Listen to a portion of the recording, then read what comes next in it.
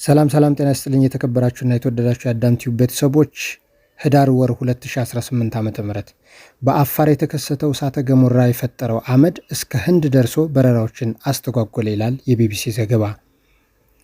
ከኢትዮጵያ አፋር ክልል ከፈነዳው እሳተ ገሞራ የወጣው ጭስ ከቀይ ባህር ተሻግሮ ከኦማንና የመን ባሻገር ከህንድ ሙምባይ መድረሱን የህንድ ሜትሮሎጂ መስሪያ ቤት አስታወቀ።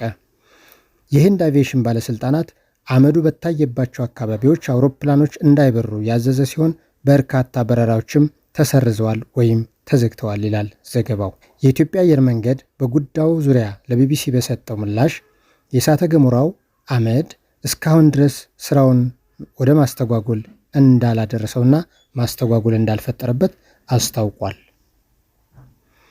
ሁኔታውን በሚመለከታቸው የአቪዬሽንና የሜትሮሎጂ ተቋማት ጋር በቅርበት እየገመገመ መሆኑንም ገልጿል። ለበርካታ ሺህ ዓመታት ሳይፈነዳ የቆየው የኢትዮጵያው ስሙ ኃይሊ ጉቢ ተብሎ እየተጠራ ያለው እሳተ ገሞራ መፈንዳት የጀመረው ባለፈው እሁድ ላይ ነው ብሏል። በፍንዳታው ግዙፍ የጭስ አመድ ወደ ሰማይ በመውጣት በአካባቢው ታይቷል ይላል። በዚህም እሳተ ገሞራ የተፈጠረው አመድ በህንድ ውስጥ የሚደረጉ በረራዎች እንዲሰረዙ፣ አቅጣጫቸውን እንዲቀይሩ ወይም እንዲዘገዩ ምክንያት ሆኗል። የህንድ አቪዬሽን ባለስልጣናትም አየር መንገዶቹ ጭስና አመድ በታየባቸው አካባቢዎች በኩል ከመብረር እንዲቆጠቡ በጥብቅ አዟል። ባለሙያዎች እንደሚሉት በእሳተ ገሞራው ምክንያት የተፈጠረው የአመድ ብክለት ምን ያህል እንደሆነ እስካሁን አልታወቀም ይላሉ። ነገር ግን ወትሮም ቢሆን በአየር ብክለት ችግር ውስጥ ያለችው የህንድ ከተማን ዴሊህን አየሯን ወይንም የአየር ጥራቷን እንደማያበላሸው ግን ተናግረዋል። የእሳተ ገሞራው አመድ የሚያብለጨልጭና ደማቅና ጥቃቅን ብናኝ ያሉት ሲሆን የእሳተ ገሞራ ፍንዳታውን ተከትሎ ወደ ከባቢ አየር ይረጫል።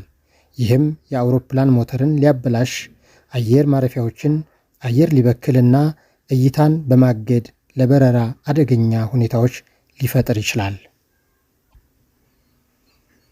በጭሱ የተበከሉት የከባቢ አየር ክፍል ከባህር ጠለል በላይ 8.5 ኪሎ ሜትር እና 15 ኪሎ ሜትር ከፍታ ላይ የሚገኝ ነው ብለዋል። ይህንንም ያሉት የህንድ ሜትሮሎጂ መስሪያ ቤት ዋና ዳይሬክተር ምሩትዩንጃይ ገልጸዋል። ጭሱ ደግሞ ለጊዜው በረራውንና የሳተላይቶችን ስራ ሊያደናቅፍም ይችላል በማለትም ገልጸዋል። ነገር ግን የአየር ሁኔታውንና የአየር ጥራት ላይ ችግር አያመጣም በማለትም አያይዘው ገልጸዋል። ሰኞ ምሽት ላይ ወደ ሰሜናዊ ህንድ የደረሰ ሲሆን ወደ ቻይና እያመራ ነው ብለዋል ዳይሬክተሩ። በስካይሜት ዌዘር መረጃ መሰረት አመዱ ተበትኖ ለመጥፋት ምን ያህል ጊዜ እንደሚፈጅበት ለማወቅ እጅግ አዳጋች ነው። ነገር ግን የህንድ ባለስልጣናት እንደሚሉት አመዱ ከዴሊ ሰማይ ይበተናል። በዚህም ምክንያት የአየር ትራንስፖርት እንቅስቃሴዎች እንደተስተጓጉሉ ተገልጿል። በተለይ የሙምባይ አየር ማረፊያ ተሳፋሪዎች ወደ አየር ማረፊያው ከመሄዳቸው በፊት የበረራ ሁኔታዎችን ቀደም ብለው እንዲመለከቱም ተጠቁመዋል። የህንድ ሲቪል አቪዬሽን ዳይሬክተር ጀነራል አብራሪዎች ሞተር ላይ ያልተለመዱ ነገሮች፣ ጭስ ወይም የአመድ ሽታን ጨምሮ ማንኛውን አጠራጣሪ ነገር ሲያጋጥማቸው በፍጥነት ሪፖርት እንዲያደርጉ ማሳሰቢያም ተሰጥቷል። አየር መንገዶች ችግሮቹ በተከሰቱባቸው አካባቢዎች የሚበሩ አውሮፕላኖችን እንዲመረምሩና ችግሩ በተባባሰባቸው አካባቢዎች አየር ማረፊያዎች ስራቸውን እንዲያቆሙ ወይም እንዲያዘገዩም አዘዋል። አንድ አብራሪ ከፍተኛ ጉዳት ከመድረሱ በፊት መብረር የሚገባቸውን መመሪያ የያዘ 3 የእሳተ ገሞራ አመድ ብክለት ደረጃዎች አሉ። እነሱም አንደኛ ዝቅተኛ፣ ሁለተኛ መካከለኛ፣ ሶስተኛ ከፍተኛ ተብለውም ተለይተዋል። አሁን ያለው የብክለት ደረጃ ግልጽ አይደለም በሚል ክብደቱን ገልጸዋል። በእሳተ ገሞራ ምክንያት የሚከሰተው ብክለት ለመለካት ብዙ ዝግጅትም ይጠይቃል ብለዋል። መሳሪያዎች አስቀድሞ መመረትና መሰራት ይኖርባቸዋል። ይህን የመሰለ የእሳተ ገሞራ ፍንዳታ ለዝግጅት ምንም አይነት እድል አልሰጠንም ሲሉም ገልጸዋል። ስለዚህ የብክለት ደረጃው አይታወቅም ሲሉ ከባድነቱንም አስታውሰዋል ሲሉ የስካይሜት ዌዘር ፕሬዚዳንት ጃዊ ተናግረዋል። በዚህም ጋር ተያይዞ የአዲስ አበባ ዩኒቨርሲቲ ፕሮፌሰር አታላይ አየለ ለቢቢሲ እንደተናገሩት የእሳተ ገሞራ ፍንዳታ ለሺህ ዓመታት ሳይፈነዳ የቆየ መሆኑንም አያይዘው ገልጸዋል። ከፍተኛ ድምፅ ቢኖረውም የመሬት መንቀጥቀጥ እንቅስቃሴ እንዳላስከተለም ተናግረዋል። በስያሜው የሃይሊ ጉቢ እሳተ ገሞራ በኤርታሌ አቅራቢያ የሚገኝ ሲሆን ይህም በንቁ እሳተ ገሞራው የሚታወቅ አካባቢ ነው። የእሳተ ገሞራ አመድ መከሰቱ የተለመደ አይደለም። የአይስላንድ እሳተ ገሞራ እንደ አውሮፓውያን አቆጣጠር በ2010 ሲፈነዳ ዓለም አቀፍ ጉዞም መሰናከላቸውን አያይዘው አስከትለው ተናግረዋል። በወቅቱም የዩናይትድ ኪንግደም እና የአውሮፓ የአየር ክልል ተዘግቶ ወይም በከፊል ተዘግቶ ነበረ። ይህም ከሁለተኛው የዓለም ጦርነት ወዲህ እጅግ የከፋ የአየር ጉዞ መስተጓጎሉም ያጋጠመ ዘገባ ሆኗል ብሏል። እንግዲህ ከእግዚአብሔር ቁጣ ማንም የሚያመልጥ የለም። አሁንም የሚያዋጣው ወደ ፈጣሪ መምጣት ነው። የዚህ ኤርታሌ ጉዳይ አሳሳቢ የሆነ እየመጣ ነው።